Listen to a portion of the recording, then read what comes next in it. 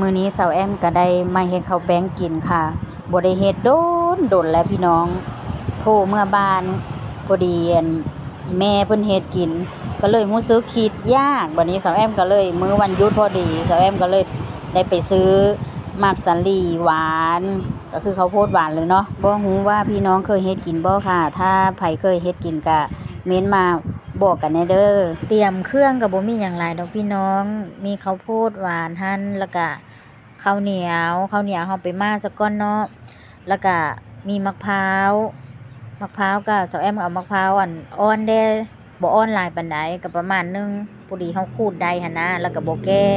แล้วก็มีน้ำตาลแล้วก็เปลือกข้าวโพดเฮาก็เอาเก็บไว้เอาไว้ถ้าฮ้อเนาะแล้วสาวแอมก็เอาไปล้างน้ำก่อนแล้วเฮาก็ข้าวโพดเฮาก็เอามาขูดมาฝานจังซี่แหละแล้วข้าวเหนียวก็แช่แล้วสาวแอมก็ไปล้างน้ำแล้วก็เอามาปั้นพอดีมีเครื่องปั้นคันบ่มีก็คือสิได้ตำเอาหั่นแหละสาวแอมก็เลยได้เอามาปั้นเอาพอเฮาเตรียมเครื่องครบแล้วเนาะแล้วเฮาก็เอามาผสมกันนะพี่น้องบัดนี้หั่นเอามะพร้าวข้าวโพดลงน้ำตาลลงแล้วก็มาคนเข้ากันแล้วก็สาวแอมก็จังสิได้มาห่อกับฟาวห่อเด้อพี่น้องอย่ามันสิออกเป็นน้ำฟาวห่อสิเฮ็ดหลายได้จักหน่อยอะพี่น้องเอ้ยเพราะว่าสิได้เอาไปให้พี่ที่ทำงานได้เอาไปให้หมู่ได้แบ่งให้เพิ่นหมู่กินนำพอห่อเสร็จแล้วสาวแอมก็สิได้เอามานึ่งได้บัดนี้ค่ะมานึ่งใส่ฮวด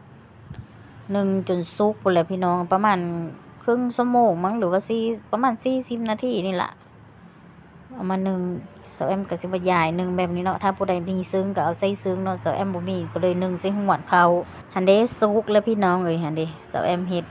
สุกแล้วสาวแอมก็สิได้เอามาซิมเบิ่งเด้อบัดนี้มันสิแซ่บบ่